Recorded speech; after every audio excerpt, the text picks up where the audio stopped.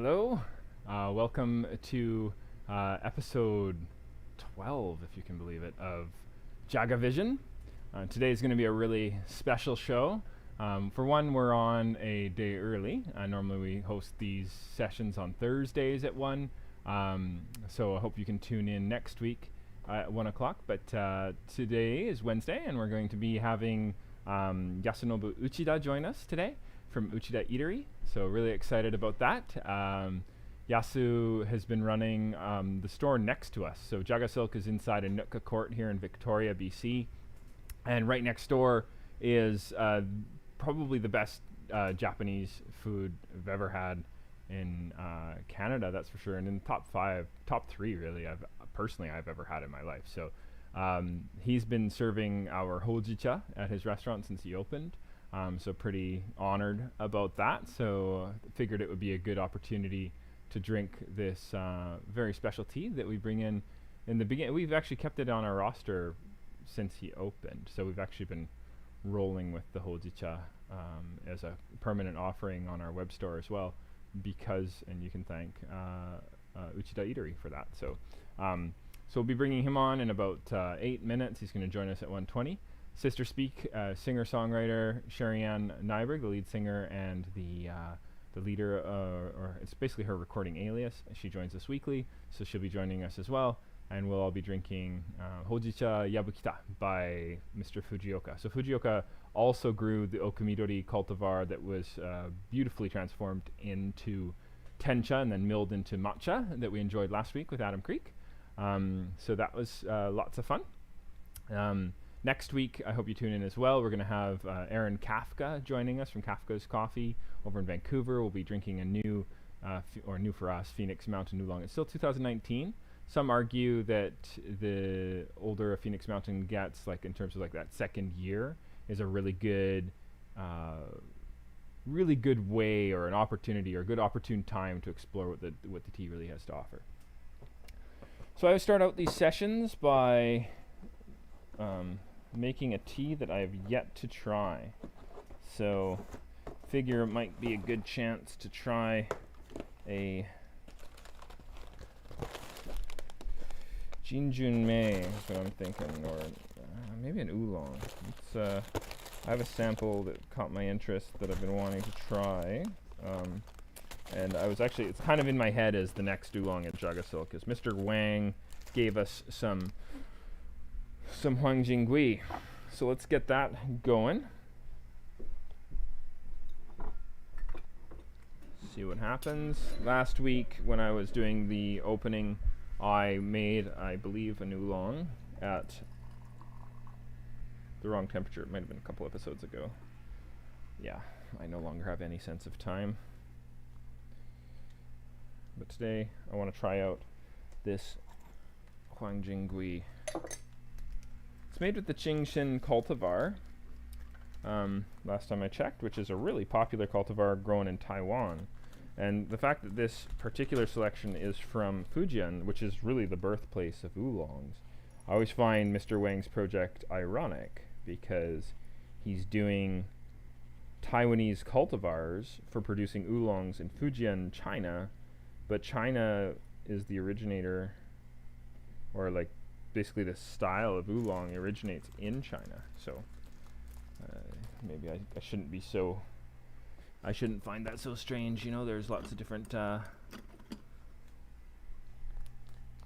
countries working with different cultivars that originate in other countries. Anyway, I don't know if you can see that okay. Hold that up to the camera. But beautiful leaves. Striking aromatic. The gui part of the name actually means osmanthus. So it's made into a tea that generally tastes awesome. Osmanthus. Let me see. Minute and 30. Get this going. Start. 180 grams. So when I'm dialing in, when I'm cupping a sort of a lightly withered oolong, generally speaking, I'm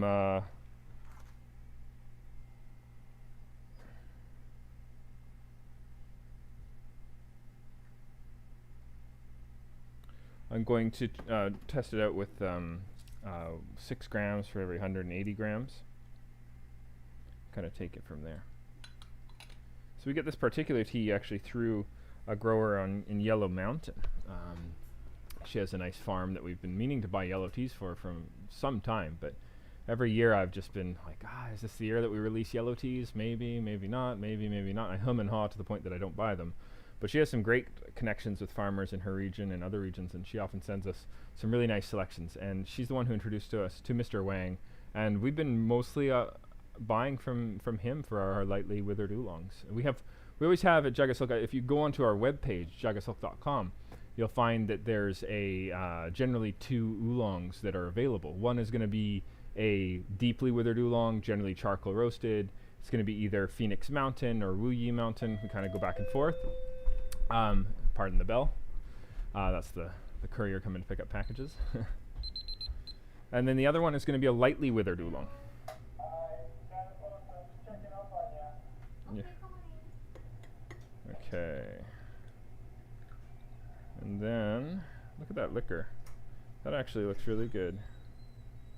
So this is, again, the Huangjing Gui. I don't know if you can see that color very well, but looking pretty nice to me. And let's see, maybe I can't put that there for you to see okay.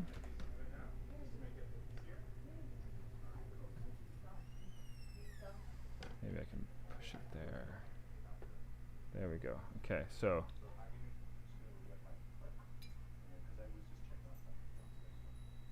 look at that. Look at that. Smells super floral. Really, really interesting. So we rolled with this tea a couple years ago. And this might be the year we roll with it again.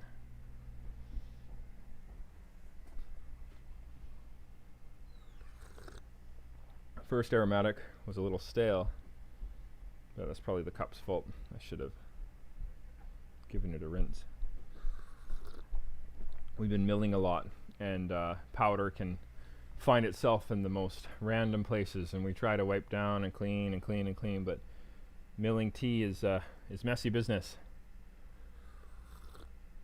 Butter, floral, osmanthus, creamy, honey, that chestnut flavor we love. Definitely has got that intense floral aromatic. You can definitely taste the osmanthus. Like naturally occurring, this is not scented tea. Yeah, that's really nice. That's a really good tea.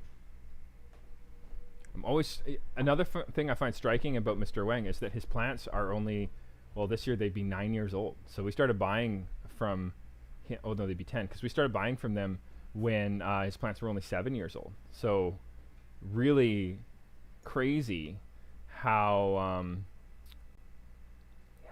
just how young those trees are. Normally you'd be waiting at least till they're 10 years old before you harvest and expect anything out of them. So it stands to reason they're just going to improve the more that the bushes have chance to develop.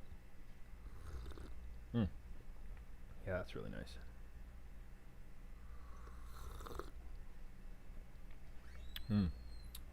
So we should be joined shortly by our friends at Uchida Eatery and at Sister Speak. But I'll send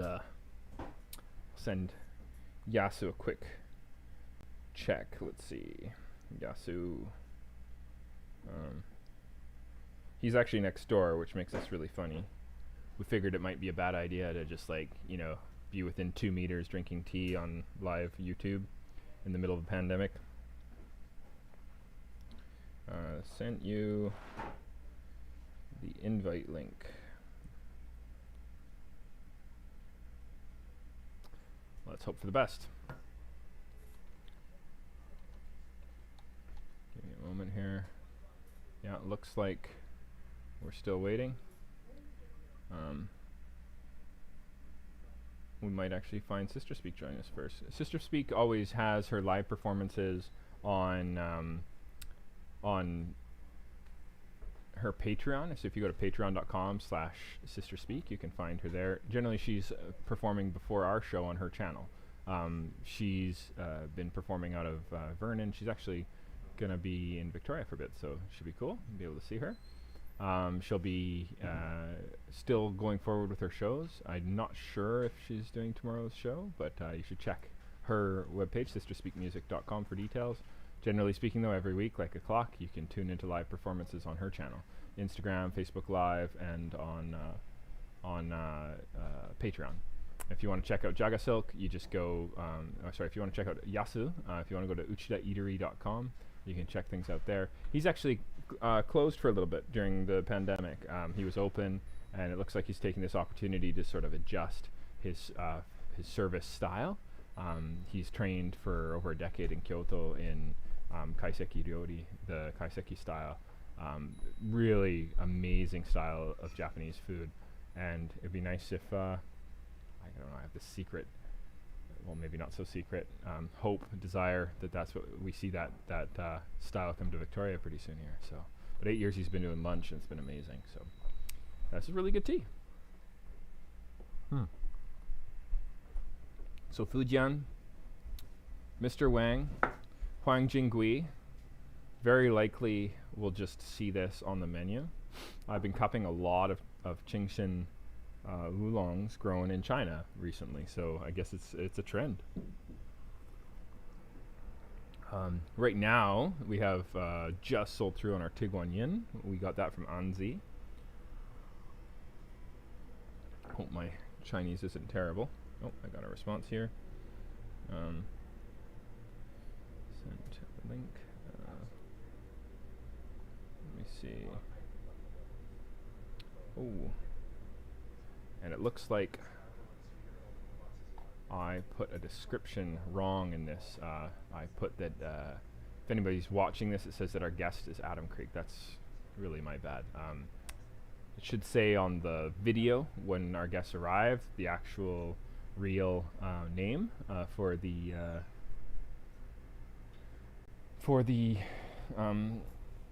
guest we're having today, and I will change that afterwards. So if you're watching this live, the description in the bottom will have our former guest from last week, and then if you're but that will get changed. Okay, so looks like one of our guests has joined us. Okay, so Sister Speak, hello. How are you doing? I'm doing good. You're the first to join us today. I have a guest, Yasu from Uchida. He's just still figuring out the link. I'm gonna try sending it to him again. So welcome to the show. Thank you. Just we'll. Oh, I think we got him. Is that you, Yasu? Can you hear us okay? Oh, I can hear you, but I can't see you. You can't see us. Okay, why don't you? Did you click join hangout? Can you see us now? Oh yeah, I can see a little one. Okay. Hi, Yasu. All right. Oh, So Yasu, you've met Sherri Anne a number of times, right? Yes. Yes. Yeah. Okay. Awesome. So, audience, viewers, introduce to you Yasu. Yasu is the owner of the wonderful restaurant next door to us. He's literally next door to us right now, which is hilarious. He's just in the other room. We were talking about it. We're like, should we do this show where he's just sitting here with me? And then we're like, maybe not so good with the 2-meter thing. Maybe he could have been. You could have hung out back there, hey, with like, or I could have been back there, and you could have been really close to the camera or something. We could have done like a 3-dimensional.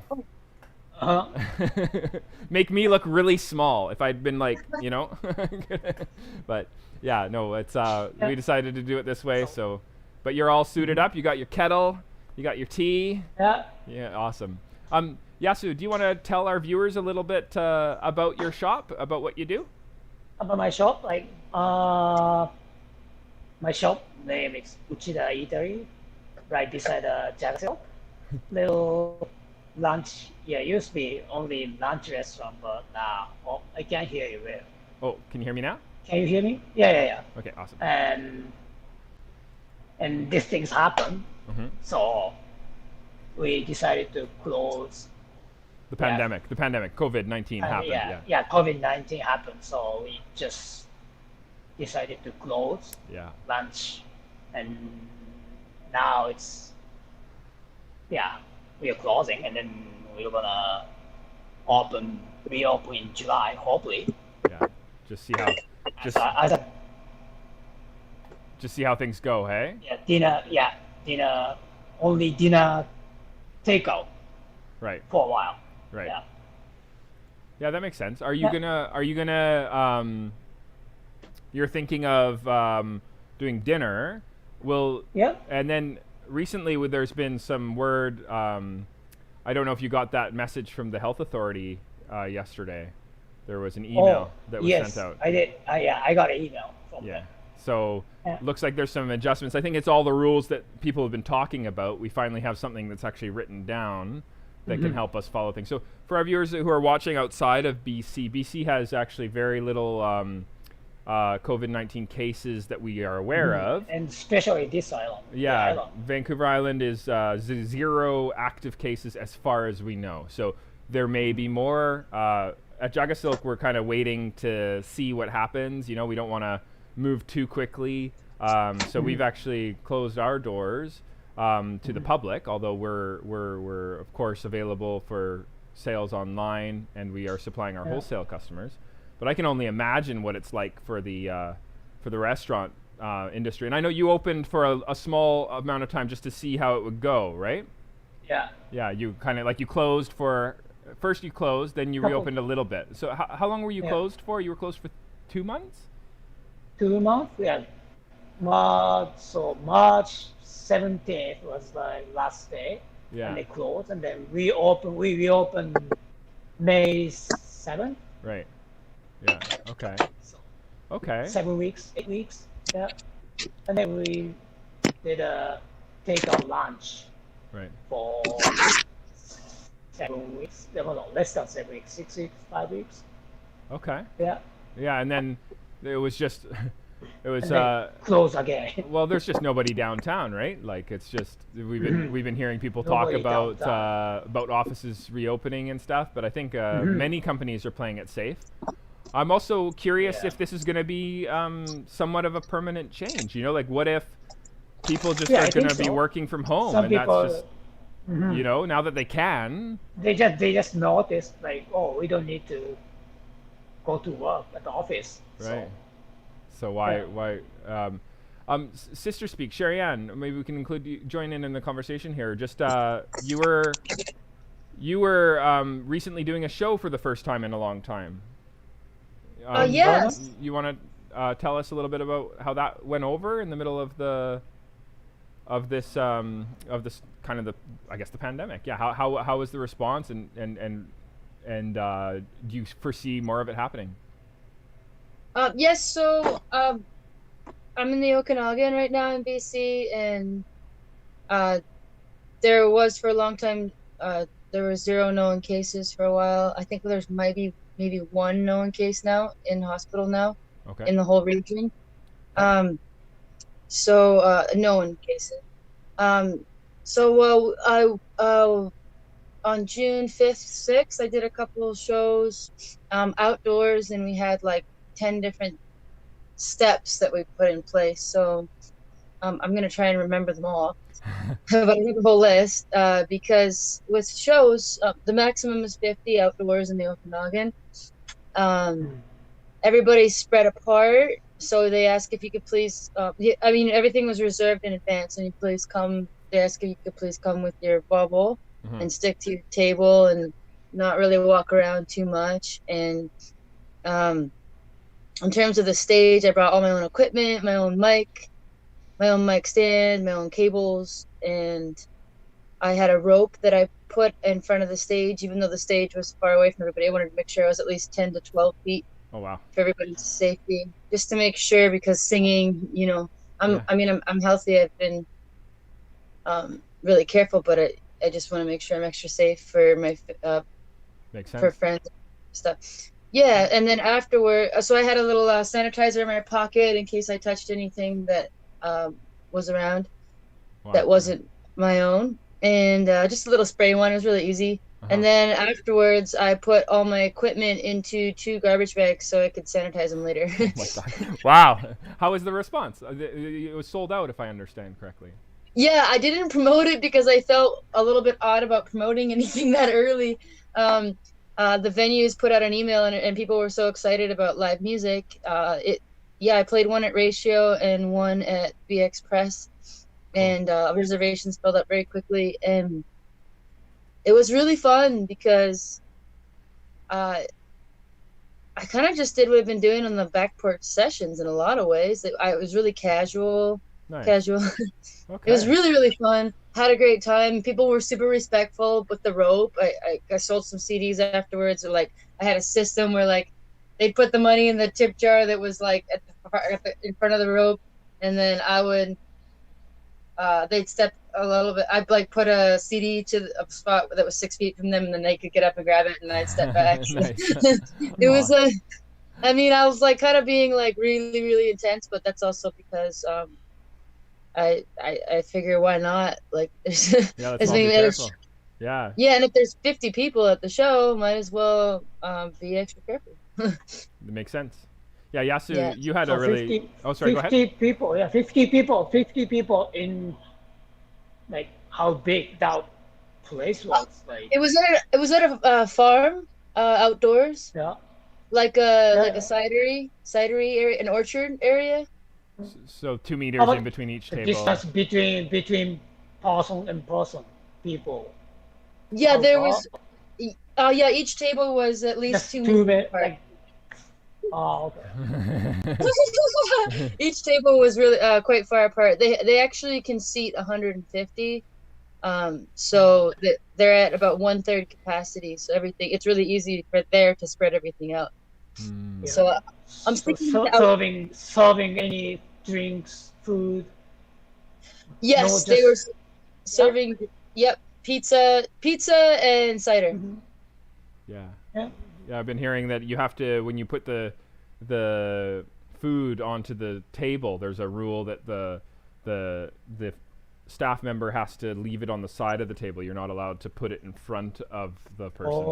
So the rule is you Yes. put it on the side, and then the customer brings it, and then the person who's serving has to wear a mask and gloves, is what I understand. Yes. It might not be gloves. I think the mask rule is actually voluntary, now that I look back at the rules we just got in the email. But yeah, Yeah, it is voluntary. Yep.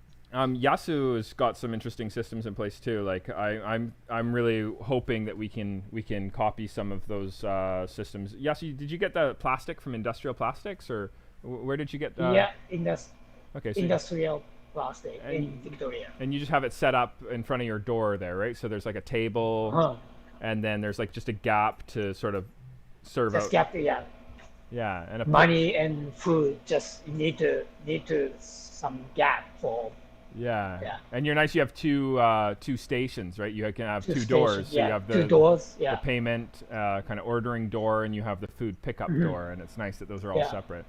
Yeah. Oh, nice. Yeah, and I didn't see too much, like people weren't getting too close. Everybody's being really careful. You know, it looks like there's a lot of just respect and support from the community. Yeah, lots of respect and support. Yeah. No, so Totally. that's cool. Yeah, I'm really. I think. Sorry, go ahead. Oh, at Vancouver Island, I heard, has it been like 2 weeks since there's been a known case? That's my understanding. I haven't seen the news today, but as of yesterday, that's my understanding. Yeah, we're Wow, good job. yeah, doing pretty good, hey? Just Everybody's like, you walk and there's very yeah, everybody's being very respectful, giving distance and stuff. So, I thought maybe we could start making some tea while we're talking. But maybe we'll Yes. wait for Yasu to come back, and kind of take it from there. What would we like to make first? Well, you know, we're just gonna make the one, so you can at least get it ready. So he's got his ready on the shelf there. We're gonna be actually, I don't know if the viewers can see that okay, but we're gonna make this Hojicha Yabukita. So, yeah. Oh, so we're not making the matcha today? No. We're doing the Did I send you matcha as well? I think I did. Yeah. So that's a different matcha. We'll be doing at a different session. Actually, Okay, I better bring that in my travel bag. I'm doing we're doing the Hojicha Yabukita today by Fujioka. very, very unique. Not traveling around the world anymore.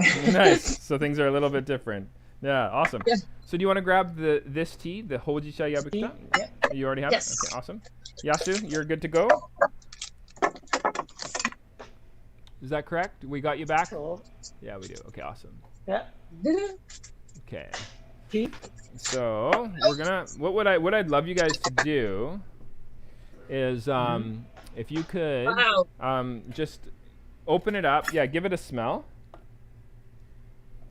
Hmm. And just get a sense of what this tea has to offer. So Yasu, you want to talk to us a little bit about Yes. Hojicha with Japanese cuisine? Wow. Like, what is that relationship? Japanese Hojicha, it's like we drink Hojicha like during meal. Right. Okay. Yeah. Rather than say like It's a sencha. not very strong, not very strong, but mild. Right. Yeah. Right. Color is brown, but its taste is quite mild Right. compared to like green tea, like sencha, right? Right. Yeah, sencha's Yes. more dessert-like, isn't it? Very rich and kind of goes with. Rich. Yeah. I've heard that in some course meals in Japan, they finish the meal with sencha, but you drink the when meal they with finish, hojicha. finish or after like rice thing. So if you have a course meal, like a Japanese course meal, Yeah, like kaiseki, right? start Kaiseki from, ryori. like, kaiseki, like at the end of the meal, like Yeah. course meal. Yeah. Usually, like before dessert, we have rice with like soup, miso soup, Okay. and hojicha maybe. Feel like you can drink hojicha like during the meal too. Okay. No, Whereas, some whereas people this is- don't drink any sake or beer. So. Right, and so it's an opportunity for them to have something non-alcoholic. Do people do both? Do you drink hojicha and have your sake and beer? Are you allowed to? Are you allowed to go into both worlds? Yeah, I think so. Yeah, not much rule. I think. Okay, awesome. No, that's great. And then when you opened up your shop, it's been 8 years now. I understand from a message you put out on the on your social media. So that's pretty exciting. So very 8 years. yeah, that's It amazing. passed man. quite quick. Congratulations. Yeah, we were just Thank thinking. you. We were just thinking, like, we've been doing this. I mean, you've been in the food industry longer than we've run a business, that's for sure. So before the 8 years of doing Uchida, you were a chef for how long have you been a chef?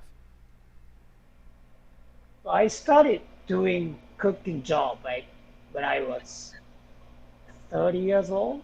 Okay. It's quite late compared to other cook chef, right? Okay. Yeah. But yeah, in Japan, like started in Canada, a couple of years in Canada, and then back to Japan, 5 years, 6 years, and then back to Canada, 2008.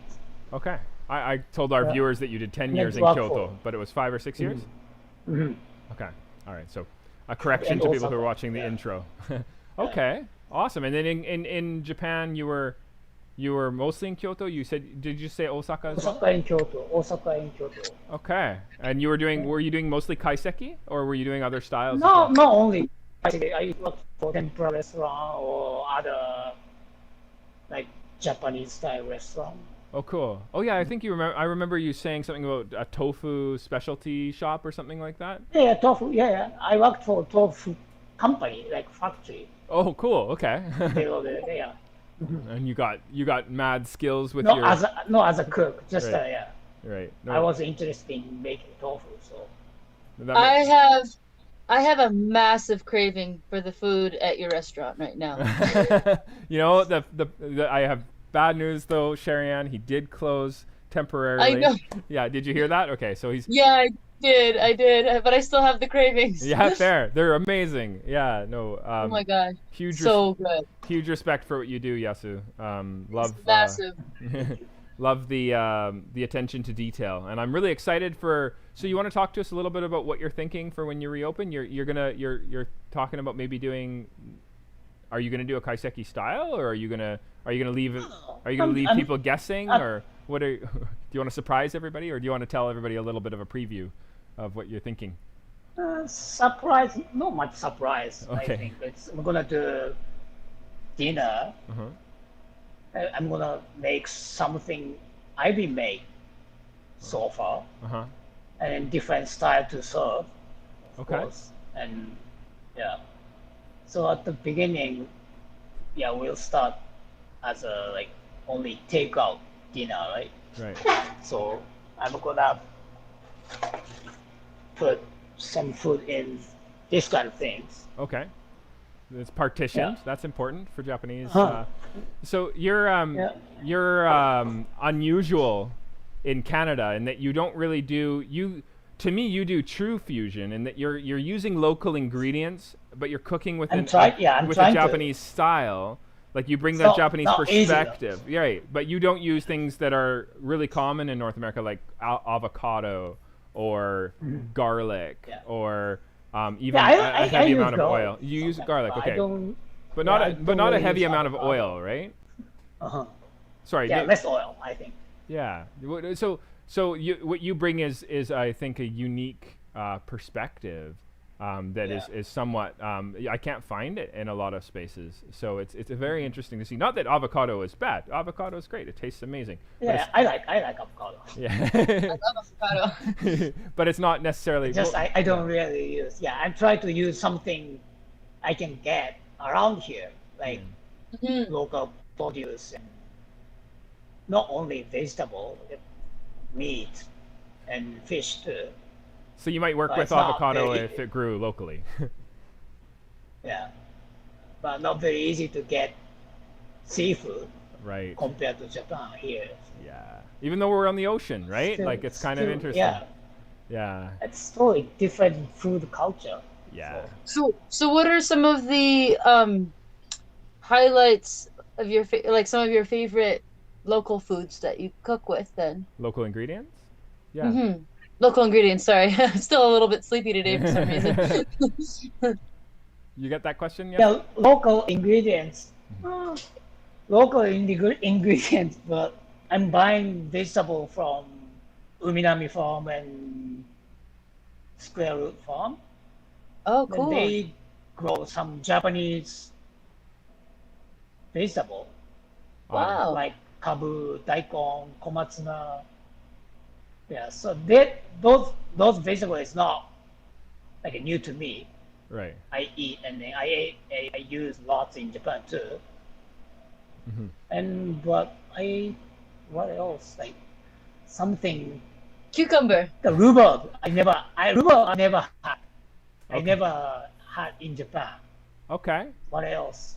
Do you cook with rhubarb in your restaurant at all? Do What you ever do else? something interesting that involves like a really unusual ingredient for you, or do you try to focus more on things you would have worked with in Japan? Yeah, I want to use something new, Uh-huh. like vegetable too. But what else? Well, I can. one of my favorite It's vegetables. hard to. Oh, sorry. Yeah. It's hard to tell, like local ingredients, but originally from here or somewhere else too. Like tomato is not from here, but people grow here, right? Right. Mm-hmm. So yeah. So do you have is Something- the cucumber? Are there very different varieties of cucumbers as well? Yeah, so many kind of cucumber all over the world. Hmm. So I use cucumber from Uminami Farm. They are growing Japanese style cucumber, like a little one, thin one. Mhm. It's not English cucumber, like big one. Right. Yeah, yeah. Good for tsukemono, nuka Yeah. pickle. I love your nuka tsuke pickles. They're just amazing. And yeah, and your This is my nuka. there you go. Nice. Oh. So for This is my our baby. for our viewers, nuka is the hull of the rice kernel. So like Yasu has a de-hulling machine where he actually puts brown rice through and it removes some of the husk, and then that rice bran, he uses for his fermentations, for fermenting pickles and making his own Japanese style pickles. It's like is it a lactic ferment? I think it would be it would be technically a lactic ferment. So you're working with lactic acid bacteria. Yeah. What is So the rice. the rice maker? Yeah. Or Polisher? rice polisher. Polisher Yeah. or We call it a polisher. And I'm so jealous. I want one. Cuz can you see it? yeah, we can see it on camera. When you held it in your arms, it was a lot easier to see, but Put the brown rice here, yeah. right? And then once it's nuka here, like rice brown, Yeah. and then white rice. Oh, yeah. And you call it white rice, but there's still a little bit left on the rice, right? So Yes, your white that's rice right. is a lot more nutritious No, yeah. than what you Not would normally polish find. 100%. Right. And polish, 50% to 70%. yeah, so it's more So easily the color digestible. still kind of brown. Yeah. But you get more out of it, right? Yeah. Because I don't know for our viewers who are health conscious, but white rice is especially when it's heavily polished, is essentially like it's eating pure too sugar. white. Yeah. Uh-huh. And it just goes through your system so fast. But when you do this light polishing, it definitely makes a difference. Cool. And- yeah. I'll show you. Oh, something more. Yeah, let's do it. What do we? Oh, This is, you're gonna do tea? no! I want to see this. This is amazing. Okay. Yeah, let's do it. Let's do Yeah, it. this is so Yeah. cool. Let's show the viewers. So what do we? In rice, Yeah. we use like organic brown rice from California. Okay. That's the rice I always buy in California, Londonburg, right? Or Lundberg, Yeah. I think. Yeah. That's right. Lundberg. That's the one. It's everywhere in California. Yeah. Cool. Okay. And then you just put that into the. It's a brown rice. Yeah. Can you see Yeah. You're kind of brown choppy, rice? but Yeah. okay. On my Can screen. you see the color? It's brown. You're kind of frozen on my screen. Then- Give me a second. Put in, yeah. Okay. and Can then you see put him in that okay? machine and. Huh? I can't see you very Yeah, well. I guess. Just can you hold on 1 sec? Maybe. This is- there we go. Okay, I think I can see it better. Yeah. Okay, amazing. Oh, cool. Hold on. I'm gonna try and get you on. Brown rice and white rice. Hold on 1 sec, Yasu. We say- keep we- showing. yeah. Keep showing the camera. There we go. Okay. Things are better again. Okay, amazing. So that's White after rice. it's been hauled. Yeah. Yeah. See how it's the viewers. If you can see that it's not pure white. I don't know if it's hard to see on the camera, It's but still brown, right? Yeah. It's not pure white. yeah. So most of the time, if somebody asks me white or brown rice, like I totally get it that brown rice just makes more sense for your digestion. But I find it a little bit intense. Like I don't find that I get as much out of it as I would want to. But when I have it slightly dehulled, like you're doing, I find it a lot more pleasant to eat. It's a little bit nuttier, nicer flavors. Yeah, I really enjoy it a Yeah. lot. Flavor and then nutrition too. Yeah, you can What's see that it. called? It's called germ. It's called germ. Yeah. The little, right? Mhm. Yeah. No, that- And it's brown rice base. And rice brown. Nuka. yeah. Wow. Yeah. You see? And that builds up, right? Yeah, builds up. And then used for nuka pickle and sometimes use then rest of them I bring to the farm. They're making fertilizer with this. Nice. Oh. Okay. So they use it as a fertilizer. Yeah. Uh-huh. Very cool. So Actually, we never throw away. one of the farmers that we buy from in Harimaen, they're in Ujitawara in Kyoto. One of their big things they swear by is nuka. Oh, I think Nuka. I'm making the wrong. I don't want to misinform. I believe it's actually the husk of the sesame seed that they use. They really like that. So Oh, okay. yeah, Wow. and so that's Oh, I never heard.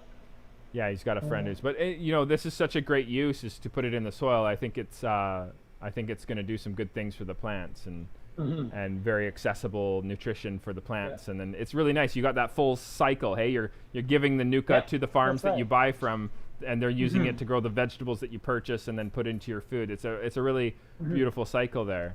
Yeah, Yeah, and nothing goes to garbage bag. yeah, Yeah. which is awesome. Yeah, very, very Yeah. important. Keep That's keep what I want everything to we do. can out of the landfill for sure. Nothing waste. Nothing wasted. So yeah, for our viewers, Uh-huh. Yasu also and Sherri Anne, his menu changes all the time. So he's got some staples, or he did. I don't know what it's going to look like when he reopens, but for 8 years there was some staples that you sort of followed. But even that would change sometimes. But most of the time you had and then the vegetables would change would change every week. Yeah, vegetable change. Yeah, Yeah, not every week, but with the season, right? Like every week. with what's growing. Season.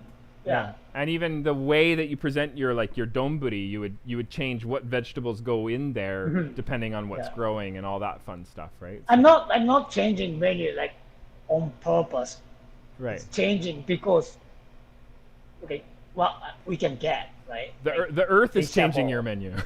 Yes. Yeah, that's right. You just Mother Yeah. Earth is doing the cooking, and I just making something like what I can get. yeah, no, it makes sense. It's So if I a simple and beautiful philosophy, and it makes a lot of sense. I think it's a very important part of sustainable living, right? Is to have that kind of approach to cooking.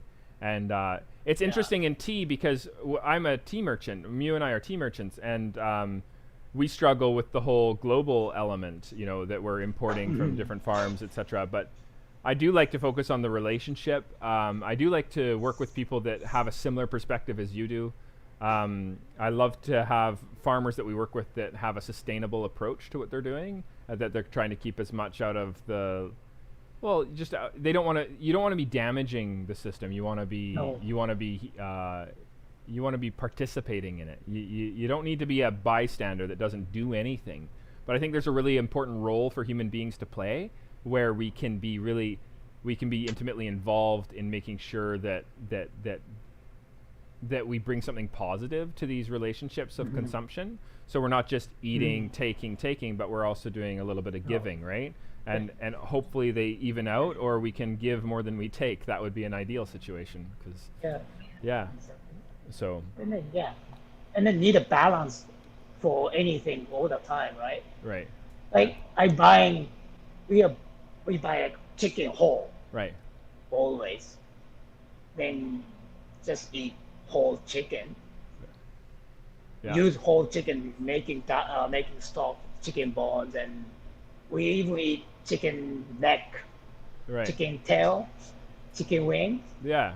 You use everything, The chicken, right? yeah, the chicken wings, quite popular chicken wings, but Yeah, chicken wings, one bird has only 2 wings, right? right, yeah, So if you try to eat only chicken wings, yeah, it's gonna be unbalanced. yeah, totally. That's And- happening in this world. Yeah, it's a problem, Like, right? Is Eating same thing like all the time. Mhm. That means makes unbalanced. Yeah. Yeah, make something unbalanced. Right? Like, I'm not a big meat eater myself, but I have big respect for what you do because you are so careful to use everything. And I think that's also really important. I really appreciate it when chefs go that extra effort and take that extra. I've been really excited by, like Mew was reading some material on fermentation that would involve cutting off, like when you're preparing food and you lose some of the, let's say, the ends of the carrots, or like it's really interesting to do like a fermentation that softens that and allows you to work with even what you would normally throw in the compost, like peeling. Like I love it. Like you use the peel of the daikon, right? Like that's where a lot of nutrition is in the tops and right. So it's nice to be able to use more. I think there's a lot of waste just because of unfamiliarity. People will throw it away because that's what they've always done. They've never really looked at what they could do differently. Yeah, it's kind of pain in the ass using those kind of things. Yeah, fair. Takes time. yeah, Right? for sure. Makes But sense. it's possible to eat, Right. edible, Mhm. and No, why that don't we eat? makes sense. Yeah, no, it totally makes sense. I think I just don't want to waste food. makes a lot of sense. I think we need to be really careful with not wasting food. I wanted to make some tea while we're talking about this, though. If we can, I don't want to end the conversation. This is really important, and I think that we can continue it while we're making tea, though. So I would love to do that. Yes. Why don't you guys want to weigh out 6 grams of tea onto your scale? And for our viewers, I want you to know that 6 grams is a lot of tea when it comes to Hojicha. Like, you're not serving a small, tiny amount. Like, if you look at that, that's quite the pile, right?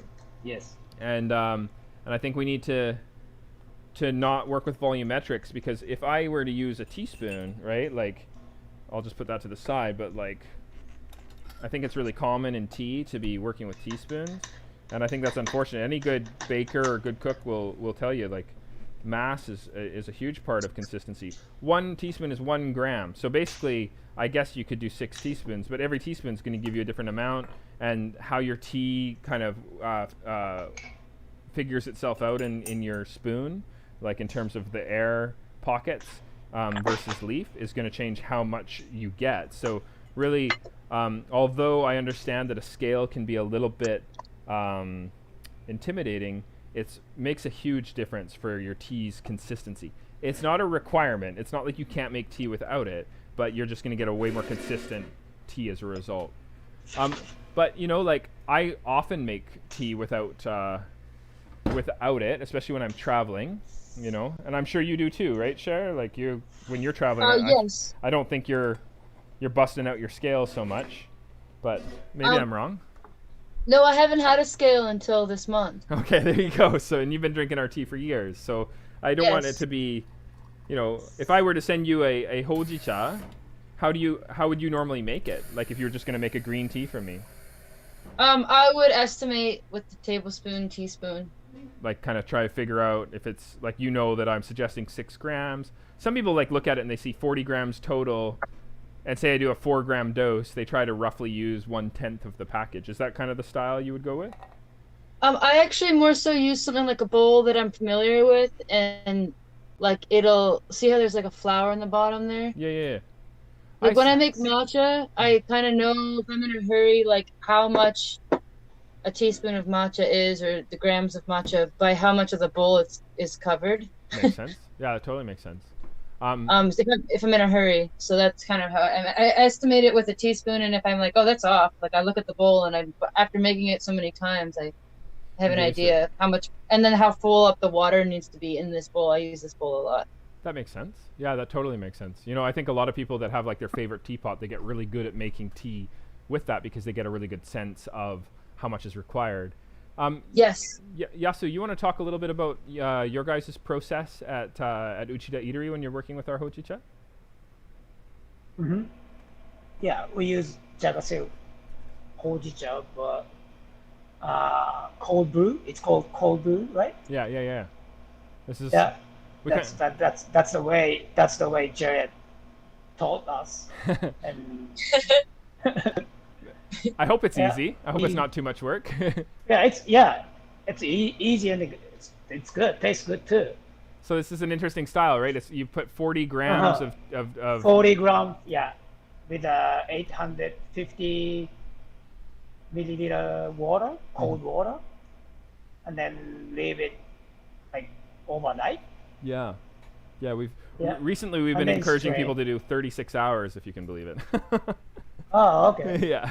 Anyway. Yeah, but 12 hours is beautiful too.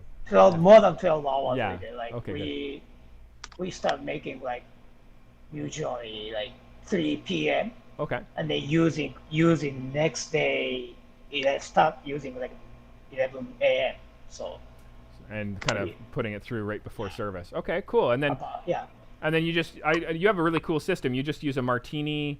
So you guys use volume, right? Because scales don't make sense when you serve lunch for 3 hours and you're done, right? So your window of opportunity for service is so tiny that you were using this. Yeah, awesome. Yeah, so it's 2 hours, Mm-hmm.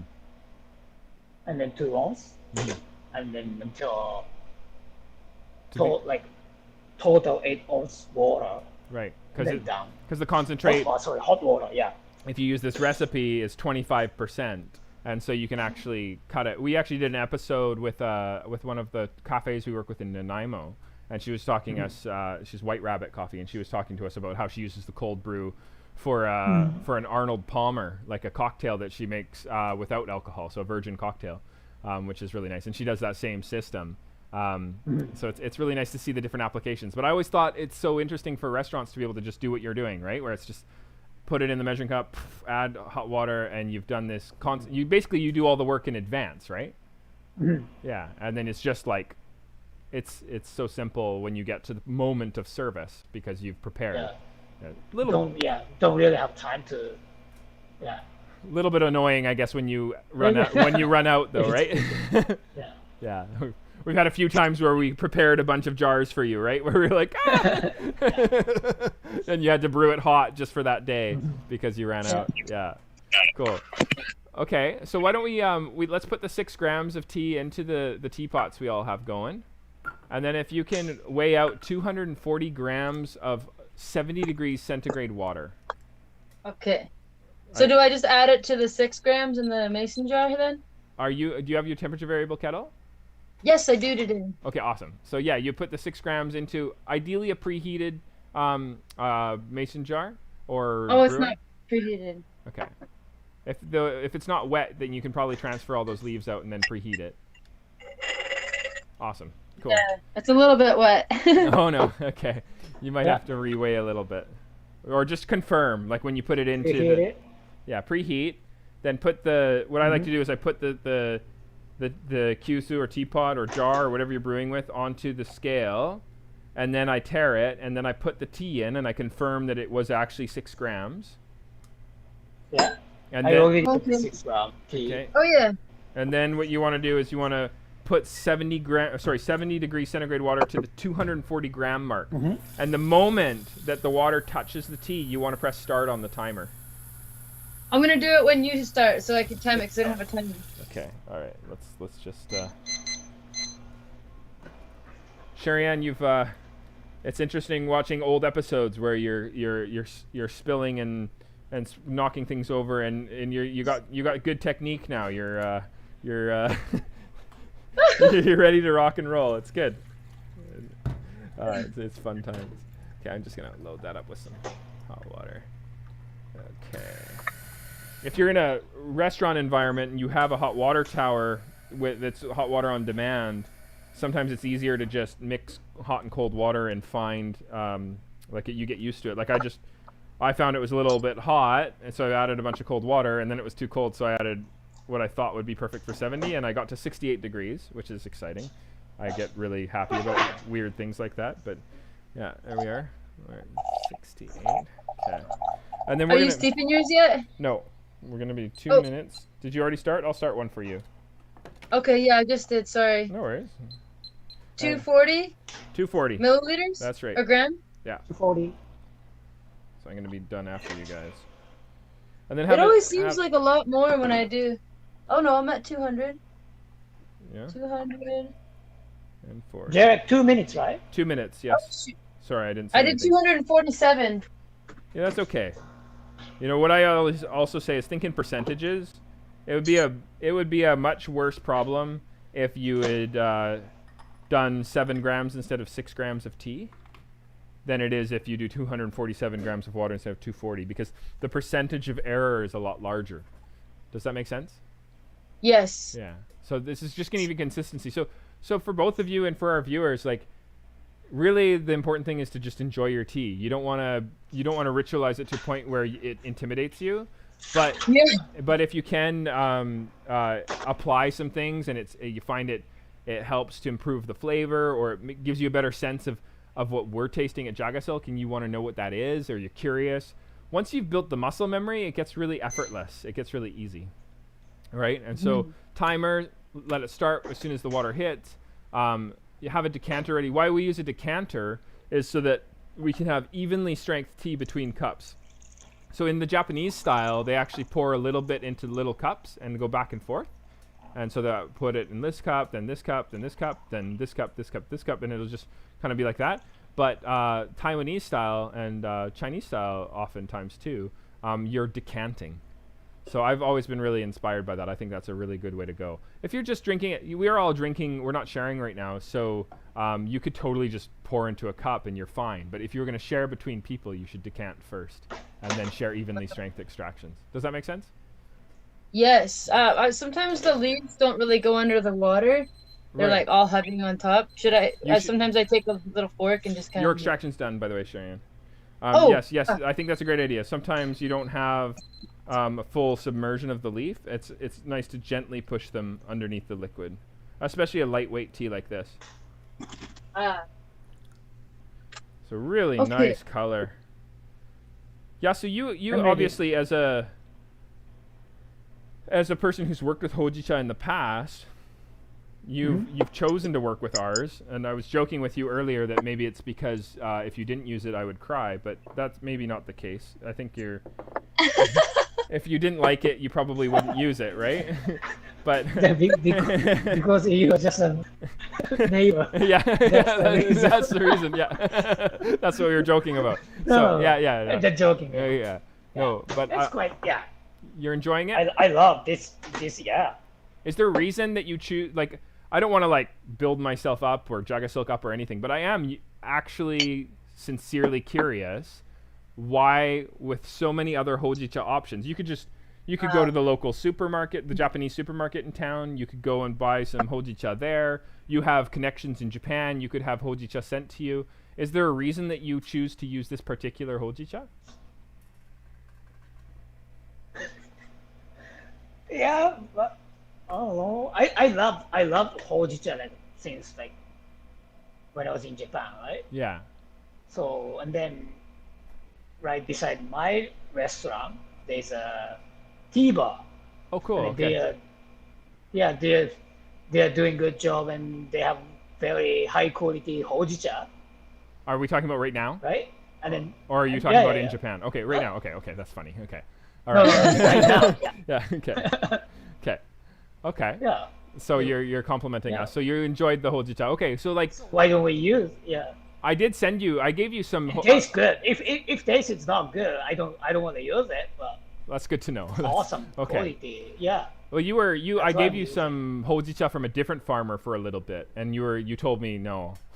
Why didn't you like the? No. I liked it. Yeah? But I prefer Fujioka-san's. Okay. Just yeah. So there's my endorsement. Okay. I'm Awesome. not Yeah. tea specialist. I'm not tea specialist, so but I you're don't just- really know about the detail quality things. But Right. No, when I drink it, it's we sent you some Hojicha from a farmer we work with in Fukuoka, Mr. Takaki, back in the day, and I think he does a great job with a lot of his teas, but a very different style. And if I was to compare this to the coffee world, his style was almost like a light roast, and this is more like a medium roast. It's not. I've had some that are more like a dark roast that are like very bitter. They're so roasty, but and for our viewers, a Hojicha, like the Hoji part actually means roasted, and it's a roasted tea. And it's taking green tea or bancha leaves, and it's purposefully taking that firing process a little deeper and changing the color of the leaves. And through this process, you actually experience a certain amount of decaffeination. So it's really enjoyed by all ages as a low caffeine option, if not very even. It doesn't, I don't know, like for most people, Hojicha doesn't affect them at all. Like they don't get any kind of caffeinated response. And it's beautiful as a cold brew and a traditional complement to Japanese cuisine. So, yeah, I also agree. I think Fujioka does a fantastic job. And I don't know if you know this, but his father used to be the roaster. So Fujioka's dad used to roast it. He had a stand on the side of the road in Wazuka where he was selling his teas that they'd grown on the farm, the Fujioka farm, but they were also roasting the Hojicha and selling it.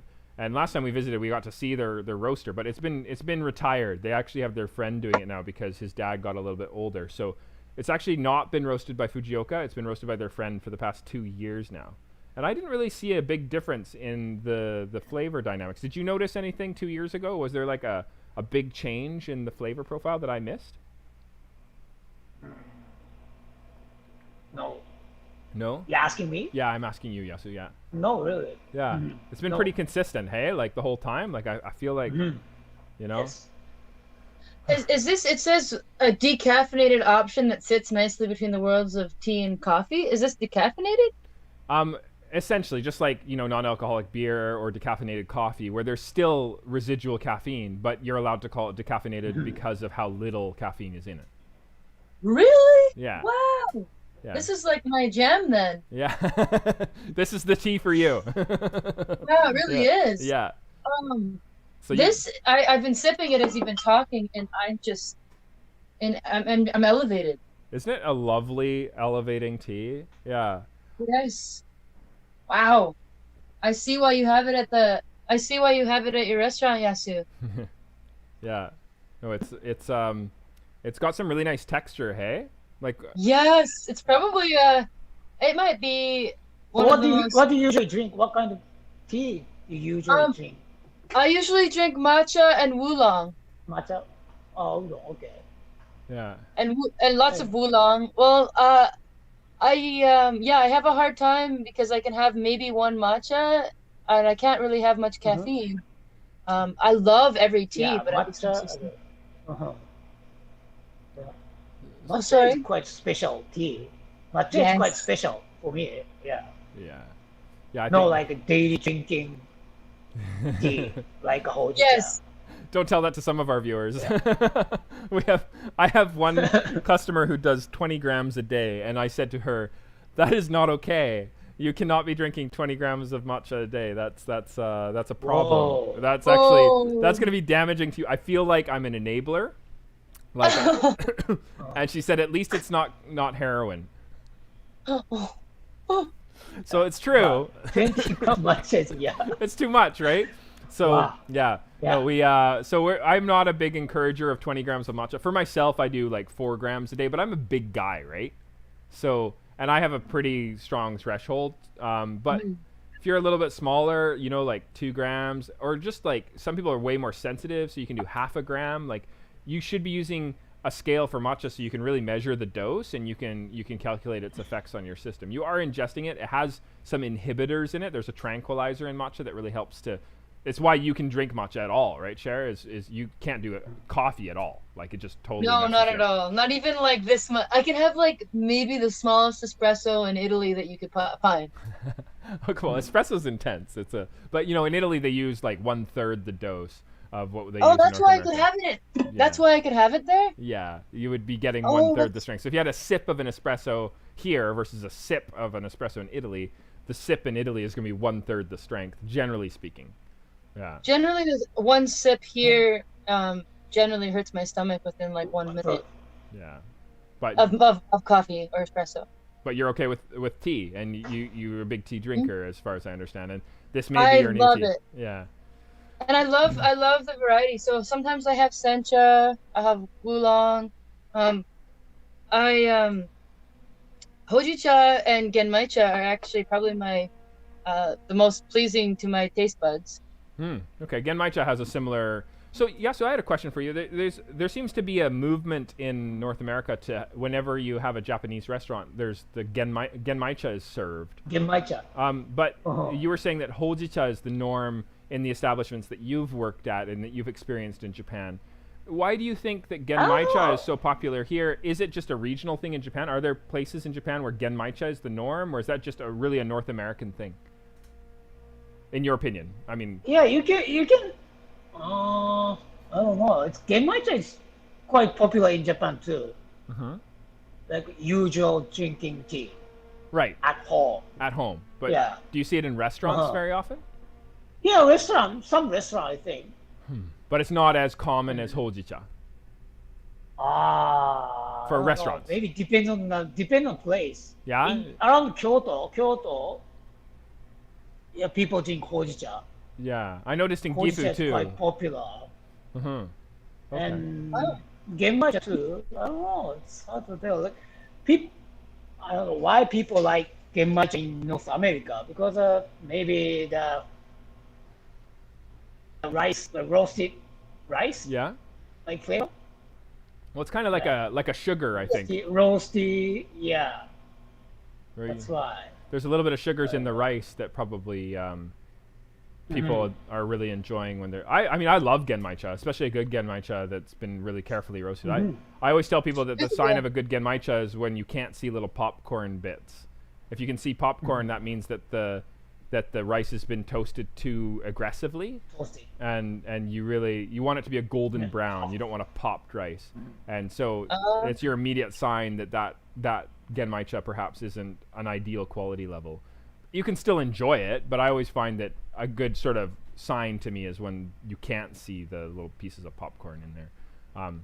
And I was thinking, like, genmaicha is a product of World War II, hey? Like, I don't know if you guys know this, but in World War II, when there wasn't enough tea supply, people were stretching out the tea supply by adding, rice, right? Adding rice, right? Yeah, and it just made it...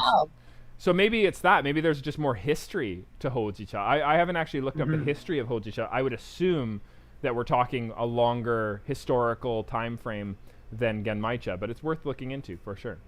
Do you would assume the same thing? Hojicha maybe has a longer history than genmaicha? I think so. Yeah. I also I found it's kind of interesting that in some regions in Japan, what they call bancha is roasted. Bancha means hojicha, right? Yeah, but in some areas, bancha is green in color, and then hojicha is brown in color. And then in some areas, bancha is hojicha. There's no difference. They're both brown. But you don't really see the reverse. If you call it hojicha, it's not going to be green. No. Yeah, it's kind of interesting. Yeah, I don't know why that is. What are you guys tasting here? I'm picking up like butter and cream and like some really interesting like cinnamony notes. Like, do you guys what do you taste when you drink this? Out of curiosity.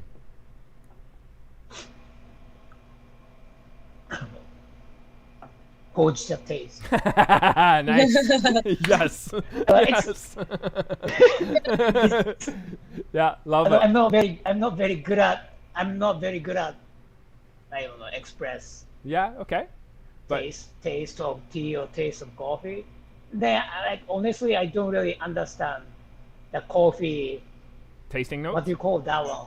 Yeah, tasting note. Oh, fair enough. Yeah, like Right. Okay, well, textural then. Like when you drink this, Yasu, does it taste like it's like I made it different than you might have it normally? Like I think in Japan it's really common to put a hojicha kettle onto a stove or a charcoal stove and like kind of have it cooking the whole time, and you just kind of keep the hojicha. So that's a taste more like a stronger taste. But this is more like kind of soft butter, right? But this is the way. Yes, exactly. And you get like less harshness, Tasty. I find. Yeah, I really enjoy this way of drinking hojicha, right?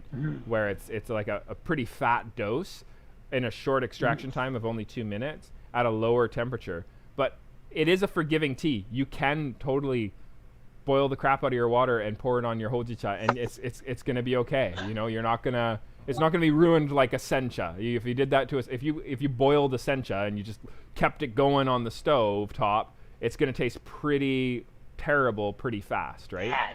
Yeah. Whereas hojicha, there's a lot more. Hojicha is quite It's more forgiving, right? But I really like this way of drinking it. And I'm curious, like my wife's grandmother, she's always, whenever I make her tea, especially sencha, she's just like, she's nice to me. She's like, oh yeah, that's nice, Jared. Or she's no longer with us, which is unfortunate. Like she was a beautiful, beautiful human being, but she said that whenever I made her sencha, she's like, it's kind of lacking something, and it was, she wanted this big hit of battery acid. She wanted that like strong acidic flavor, right? Or I'm kind of over exaggerating, but I think some people really most of Japanese people drinking tea with like super hot water, right? don't you think? I think it's pretty common that people will put it right out of the zojirushi or the potto, right? And they'll press the button, and most of them don't really care the temperature. Yeah, shouldn't be super low, but high is like, it won't be like more than 100 degrees, right? Right. So yeah, I mean generally those things. People think it's boiled water. It's boiled. Yeah. That's it. Yeah. And then from maybe pot 97 degrees. Yeah, right. Like right after boil. So it's pretty hot. that kind of hot water for drinking tea. I found that with matcha too. Like, I found that when I was, touring different spaces in Japan, and Mew and I were drinking different selections from different shops, it was very rare for us to find a matcha that was prepared with water that wasn't super hot. And so most of the time the matcha we were drinking was pretty burnt. We were getting like a lot of tannin and not a lot of umami. And it was really sad, and a lot of it was oxidized. So I just thought that when I was in Japan, I was like, oh, this is an origin country. Like when I went to near like Shizuoka, one of my friends got married, and we stayed at a hotel there, and they had like loose tea in the hotel. I was so excited because when I go to hotels in Japan, generally speaking, there's only been 2 that had loose tea.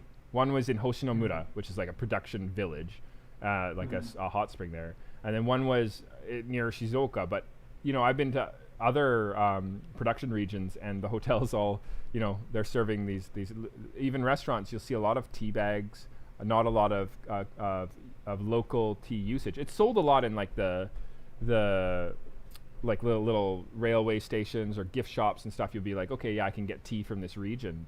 But it seems like there's less, I guess, people making tea. And also in Japan, I've noticed that once you're like younger than 40-ish, you're generally not even using a teapot when you're making tea. You're just pulling it already made for you in a plastic bottle that you bought at the convenience store. That's kind of a sad thing. Yeah, it's really unfortunate for a production country, right? And I do hope that changes. I hope that there's a movement like what do they call it, waboom? Like the Japanese cultural sort of resurgence that might happen with this kind of thing. But human beings seem to just go towards the path of easy, and I think it's I think we lose out on how beautiful this can be.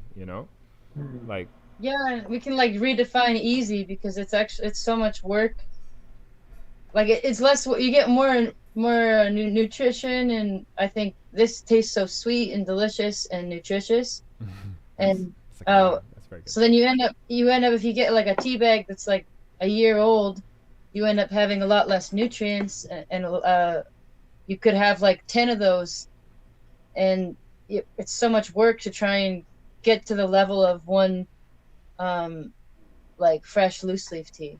So in the end, it's weird because it's actually harder to achieve the taste of something like this, because you're not really going to get there. You're going to keep trying with these tea bags, and then and then the culture of tea could just disappear because you think that's what tea tastes like, but it doesn't. It's really sad, actually, and I think it's actually encouraging a dissolution of tea farming in general in Japan. Like the race to the bottom in terms of pricing is so severe that you see a lot of old farms just retiring. Their kids don't want to take it on. They've been like 6, 7, 8 generations of tea farmers, and they're retiring, and their plants are going wild because really everything's being sort of going to these conglomerates who buy lots of tea, but they want just the cheapest stuff people can prepare, and then they just throw it through a vat for extraction for these plastic bottled teas. And it's a really sad situation. I've heard from a lot of farmers that it's the export market that's buying the premium teas these days, and that did not used to be the case. It was that's what happens a lot with a lot of countries, it seems now. Like, yeah, like they're not with a lot of resources that are exported, but the people in the country don't necessarily use those exports at the same level. Interesting. Yeah. So then, do we all want to learn how to have a tea farm? I know, right? Or at least make tea cool in Japan again, right? That would be amazing. I think both. Sorry, go ahead. For a lot of people, I know that there's that culture, but is there also the counterculture there where people are really working hard to preserve it? There is a movement. I think it's still a growing one that's not super strong at the moment. I have huge hope for it, and I hope to participate in it as much as we can. Guys, let's do the second steep. Let's do 2.5 minutes. I want you to use less water. Instead of 240, drop down your liquid amount on the Tarot scale to 215. Or even 220 would be fine. But don't do 240. You want to make room for the my hot water is too low. Oh, you want to press the bottom right button on your kettle there, and that'll bring it back to temp. Yeah, it's interesting. I find Hojicha to be somewhat emblematic of that. You know, like it's so easy to just say, oh, it's Hojicha, so I don't need good stuff. It's a cheap tea. But it's interesting when what's possible when you're more open-minded and you can say, hey, you know what, I want to try something that's a little bit more interesting. Yeah. Oh, I think I lost you there. Yasu, are you still there? Yeah. Okay, awesome. Okay, interesting. It's Just my hot water wasn't on, so okay. it's quite low. Now 46 degrees, 47, 48. I have to wait. Okay, awesome. Our level, yeah. Your video was freezing, Stop. but I think we're good now. Are we good? Hold on one sec. 1, 2, 3. There we go. Okay, it's funny. You move like a moment and then it freezes you. Like my live stream, I got to work on this. I think we can hear you okay, but your face keeps freezing. Let me try that again. Okay. Awesome. Let me try one more thing.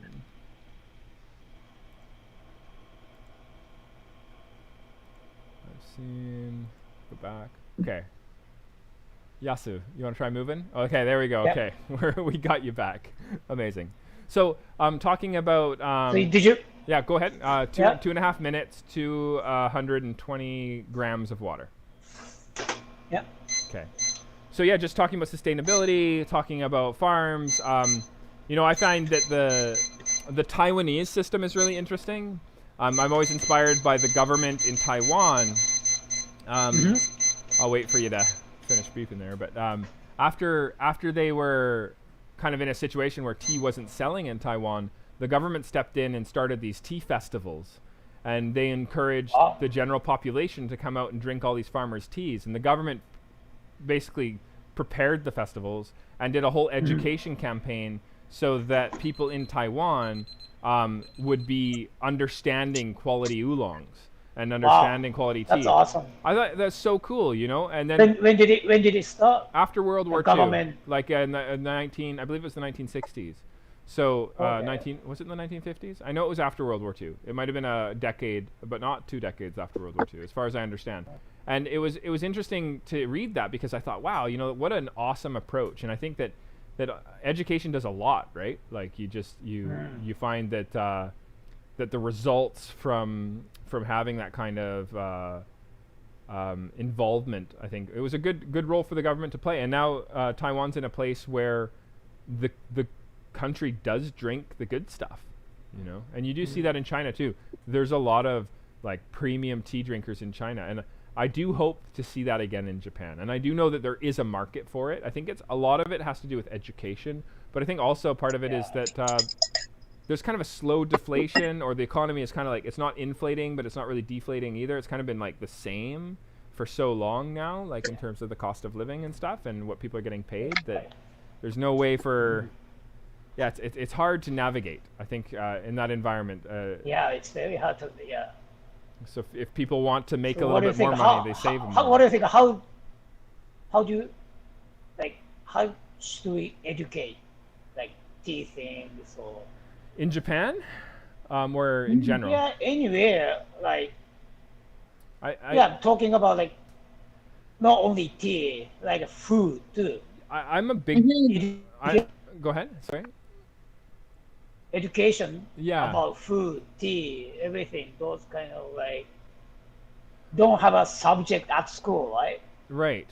Well, I'm a big believer in transparency. I think that does a lot for education. I think that the wine industry has done some powerful things, you know, like when they talk about farms and they talk about, you know, soil structure, and they have these sommeliers, and they have certification for bartenders and food service people, but they also have books explaining all of the different idiosyncrasies of different wines. You know, I think that level of detail is possible with tea, and it would be really interesting to see that developed a bit more. We want to be a part of that movement for sure. I think that's why we do the tea festival every year. I think that's like the Victoria Tea Festival is a huge part of what I believe in. I think that kind of thing in many cities is so interesting and important. I also think that just transparent information. I think it's really easy to get caught up in hiding your sources and not letting anybody know who you buy from and all that kind of thing. I think that it's very hard as a business to be super open about where you buy things from, because it's possible that other people might swoop in and take or like buy and sell for a cheaper price or something, so hopefully you can do it through real good human relationships. But I think that's a big part of it, and real, again, connecting people to what they're consuming. I think it's interesting that I remember a story. That's quite an important thing, is connecting people, consuming, right? Yes, totally. It's. Yeah. I remember a story That's about. what I want. Sorry, go ahead. I'm not like crazy about organic things. Right. More like I don't need to get organic food from like totally different place in the world. You know what I mean? Yeah. Yeah. But you end up serving mostly organic, though. Uminami is organic. Yeah. I think you connect with it, but you prioritize the locale. Don't need to be like organic, but I want to use something like some products made by somebody we know or we can trust. That connection is so important, right? Because like, how often can like major corporations abuse this sort of abuse the organic system and just be in it for the profit and not have the authenticity, right? Like they're just saying, oh, it's organic. I like eggs, when you have like eggs that are organic but not free range, or like there's like all these different types of eggs, it kind of weirds me out. Or 10 different kinds of eggs, yes. In different variations, and it's like, okay, I don't know, I want something ethical that's thinking of the lives of the birds and is not feeding them stuff that's going to poison them and me, and I think that. But I wanted to say something really quick about connecting to what you're eating. Like, I remember reading a story about a small child who would refuse to eat potatoes out of the garden in the back. He would only eat potatoes from the supermarket because he thought the ones from the garden were dirty. I thought that was such a symbolic thing for society. Like, there's an education opportunity, right? Like, we obviously, as a society, we need to be more connected to what we grow and sort of see it happening and hopefully get involved in growing something, so that we can understand the labor that goes into creating these things, and participating in it a bit. I think that's a big part of it too. You want to know something wild about potatoes? What's that?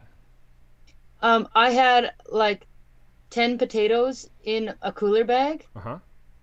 And I didn't open it up. I just kept it there for like 2 weeks, and they started sprouting. Oh, okay. And I gave them to my dad, my stepdad, and he's like, "Oh, we could plant these in the garden." So he planted them in the garden. Yeah. And now they are like 4 feet high and flowering. I could not believe my eyes. I've been watching them for the last 3 months. Isn't that amazing. satisfying?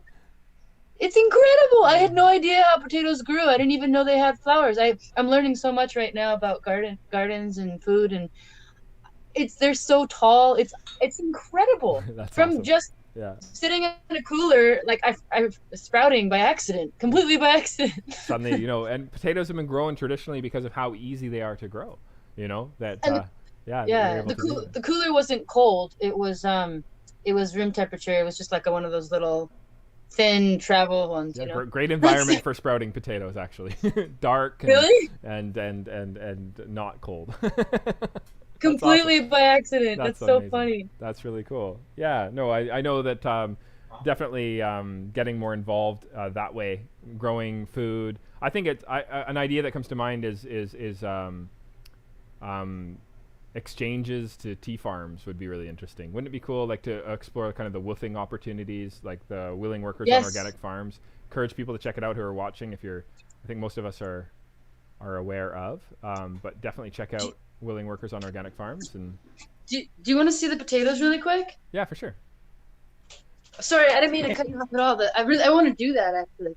I think coming it'd up. be amazing. What are we thinking of the second steep, guys? While we're having Sherri Anne show us the potatoes. It's. I'll Yasu, do you want to go first? Are you enjoying the second infusion? No, go ahead. Oh, well, I think the first one was a lot sweeter. The second one is a little bit less sweet. They're both still delicious. I just had a bit of an affinity for the first one. Yeah, me too. Yeah, it's a nicer texture, but you get a little bit more acidity in the second one. That's really nice with food, I think. Yeah. Cool. Yasu? Second one is milder than first one for me. Okay. Yeah, it's kind of sweeter. The second one. Oh, we're looking at potatoes. Second one was sweeter. Oh, that's interesting. Can So the you? opposite. These are the potatoes. We're seeing the potatoes. That's awesome. Yeah, these are them. Can you see how tall they are? Yeah, that's amazing. That is really cool. Can you? And the little flower on it. Yeah, that's great. It's so Very great. These cool. are just all these. They're so huge. It's unbelievable. Like, I can't even believe it. That's Sorry. really cool. No, it's all I'll go right. back in. But yeah, so you preferred the first one, Yasu? I mean the second one, Yasu. Sorry, I was cutting Second out a was little. sweeter for me. That's so interesting. Ah, Jerry said opposite. Yeah, that's really interesting. I love that. I just think it's so interesting because I know this time you're using the same water as me too, because we actually filled that kettle at JagaSilk, right? Mhm. Yeah. So I think that's so interesting. So Yeah, we're maybe not. probably drinking the same It's quite thing. sweet. That's somehow. interesting. Yeah. Yeah, I get a I little wonder bit how more you acidity. made it sweeter. Huh, that's cool. Yeah. We're actually I hate it's not the best moment to do this, but we are at our at our time here, and so I just before we signed off, I figured I would get you guys to maybe say some last words to our viewers and let us know. And before that, I just wanted to say a big thank you to you both. Really appreciate you coming on the you. show. You know, it's always I always look at the time and I'm just like, oh my goodness, we've gone so far, and it's just a chill session. We're just drinking tea and talking about the planet, and it's such a good session. So I really appreciate you guys taking the time to join us on JagaVision and have this conversation. So, but yeah, Yasu, if you wanted some final words for our viewers about maybe Final what we're words? talking about and maybe a little bit about the tea or whatever. Yeah, whatever you want to say. Well, thank you for having me. It was fun, Cool. fun conversation. I wanted to say thank you to you, both of you. And I can't see audience, so I Yeah. don't know how many people watching this. Well, it grows as we go. Yeah. Yeah. No, that's Yeah. awesome. Mm. No, well, it's appreciated to you as well, man, for sure. And I hope you enjoyed the tea. Thank you. We enjoyed the dialogue for sure. And it was interesting seeing Mm-hmm. your brand maker, the polisher, the rice polish maker. That was really cool. So. Sherri Anne? Oh, thank you so much to both of you as well. I really enjoyed everything. This has been so nice, and thank you, Yasu, for your Thank you. for sharing everything about Good to, how, yeah, good how to you talk do to you. things. Sorry, what was that? Oh, did I lose you guys? Hello. Oh, did we lose Sherri Anne? Oh, I'm here. Okay. Okay. Yeah. I think there's an audio delay there, Sher. You want to continue? Oh, okay. Yeah. Mhm. Well, thank you, Jared. Also, like, just so powerful. The tea is delicious. It's just amazing. I could drink the Hojicha all day, and I that's nice that it seems it's decaffeinated, pretty much decaffeinated, because I'm probably gonna steep this another 4 times. Is that okay? Yeah, you're gonna be in a good place. You can try throwing some into some like a cup of cold water or a jar of cold water and leaving it overnight.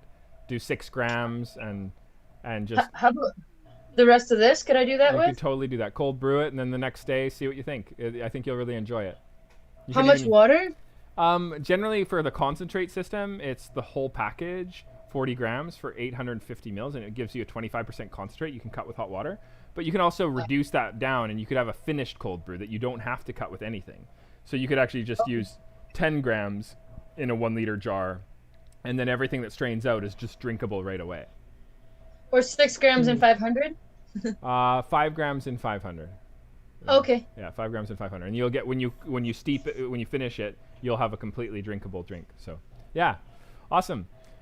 So a big thank you to you both. I really appreciate you coming on. Like I was saying, if you our viewers want to check out Yasu, he's going to be opening up again in you're thinking July? Is that July? Yeah, hopefully. Yeah. That's the hope. So we'll see him then. That's the hope. And in the meantime, I'm sure we'll be talking as he's my neighbor. And really appreciate you coming on. But go to it's uchidaeatery.com, right? For people to Uchida. Yeah. Yes. Okay, cool. And then uchidaeatery.com. and then you have an Instagram that you keep up to date fairly regularly. Instagram, Facebook, all that stuff. So if you want to get updates, please go and check website. it out. Amazing. And then we have singer-songwriter Sherri Anne of Sister Speak. If you want to go and support her on patreon.com/sisterspeak, or if you want to check out updates on sisterspeakmusic.com, please go do so. Huge appreciation to you both. I'm sure I will see you both again very soon. Thank you. We actually have a new song out today.